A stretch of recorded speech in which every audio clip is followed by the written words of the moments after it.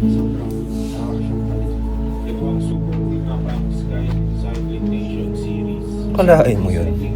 Bike touring and Yung motorcycle. mga napapanood ko lang na sinasabi nilang ang sarap magbike sa Japan. At kung meron man kayong comments or suggestions, Posible palang maranasan ko rin. pakilike and share na din para madamay tayo sa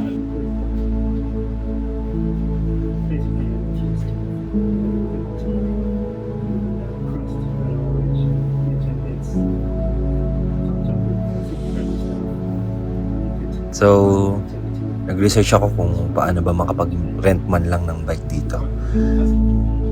Ginugol ko, nanood ako sa TikTok. Sa Facebook, tumingin rin ako. Tinanong ko rin yung Hyunjin friend namin kung paano.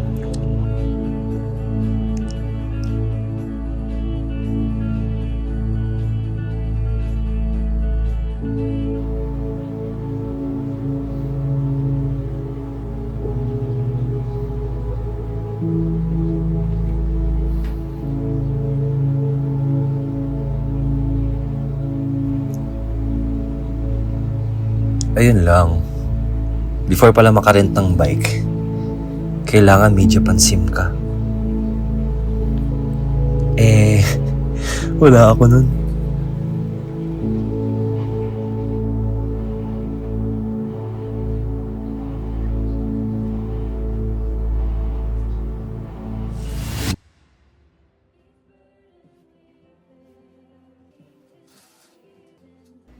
I remove it from my mind during my stay here and focus on what I came for.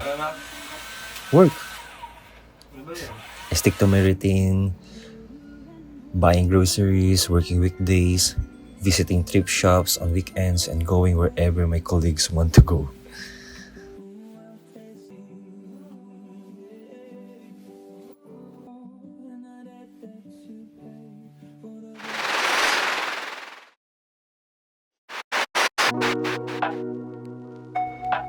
Ayan nga lang, pag nakikita ko yung bike scene dito, hindi ko talaga maalis sa isip ko na gusto ko rin magbike.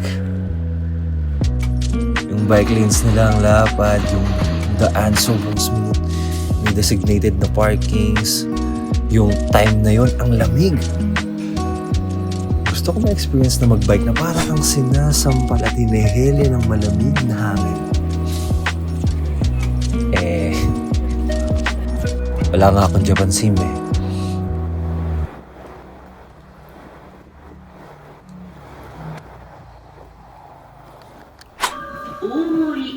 We would like to kindly notify all passengers that the North Gate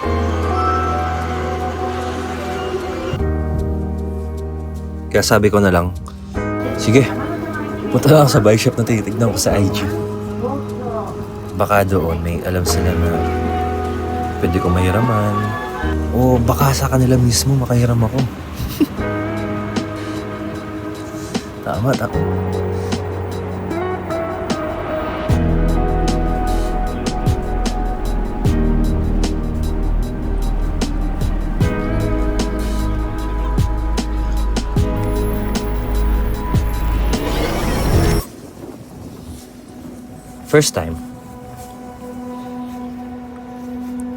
First time ko ma-starstruck. At sa isa pang bike shop ha. Yung dating tinitignan mo lang yung mga post nila sa IG, sa mga stories nila, sa YouTube. Ngayon, nandito na ako. So, nagtanong ako sa nag-a-assist sa akin, sa mga mechanic na mga nakakwentuhan nito, sa mga pumunta at gustong bumili ng mga products nila kung saan ako pwedeng makarent ng bike. Sabi nila sa Tokyo Bike, sabi nila dun sa app, which is alam ko naman na yun. Sabi nila pwede daw ako mag-build ng bike dun sa Japan. Sa mga sinabi nila, wala talaga akong chance. Kaya bumili na lang ako ng konting souvenir shop nila. Walang pag-asa. Punta na lang ako sa park malapit dun sa bike shop.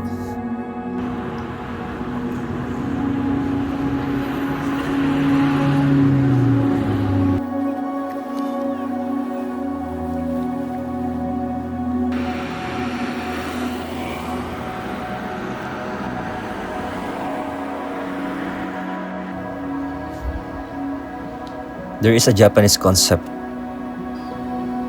called ma, which means slowing down, stepping back, and seeing things from a whole perspective. So every day, I try to apply this concept in this fast-paced, busy city in Japan.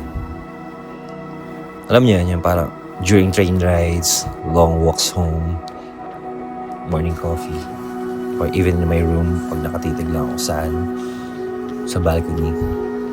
Tinatry kong practicein.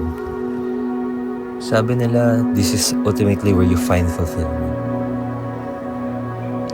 Magmuni-muni.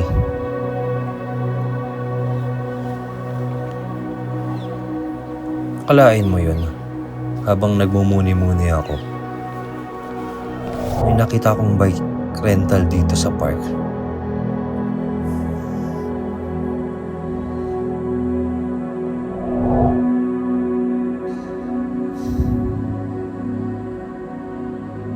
Nakapag-bike ako. Hindi ko na na-adjust yung upuan. Sobrang baba niya sa akin. Hindi ko na nahintay yung magandang bike na meron doon. Hindi ko na nakita yung saang ruta lang ako pwedeng dumaan o puntahan. Basta, nakapag-bike ako. Nakapag-Strava ako. At syempre, nag-enjoy ako.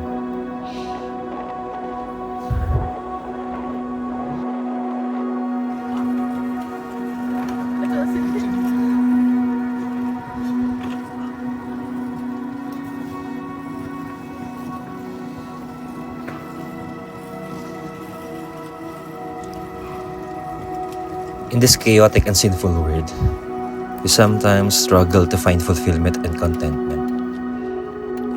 We are so busy chasing our desires and dreams that we often overlook what Christ has done for us and what we have in Him. What we need to do is to enjoy Him forever.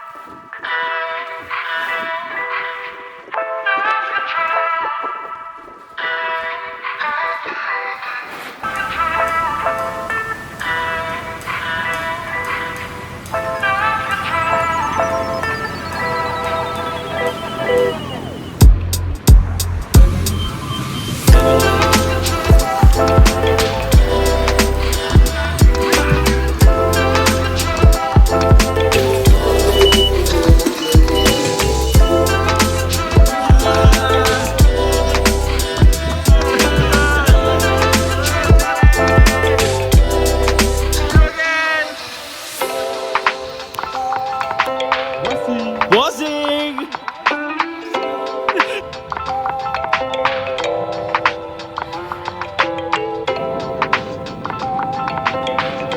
Sarap sanang gumala-gala. Pero next time na lang. Pagkasama na ako? Ayun na nga.